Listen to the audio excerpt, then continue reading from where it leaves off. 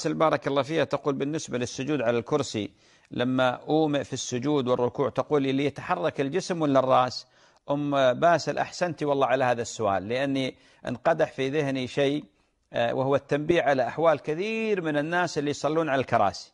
للأسف يخطئون، يعني بعض الناس يصلون على الكراسي أنا شفت بعيني إذا جاء يسجد قال هالشكل كأنه يريد أن يطير، يقول هكذا بالهواء، يعني كبار في السن يخشى أن يعني نخشى عليه أن يسقط. من وين جاب هذا؟ الله أعلم، هذا غلط.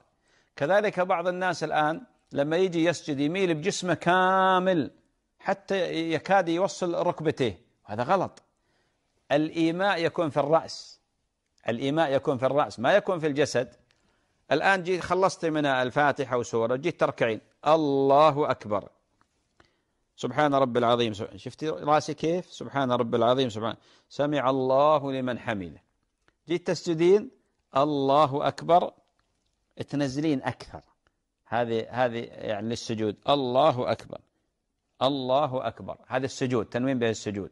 أما قضية أن بعض الناس يميل بجسمه ويترك حتى ظهره عن الكرسي، يترك ظهره، هذا غلط، هذا مو من السنة. الإيماء بالرأس ما يكون بجذع الجسم، وإنما يكون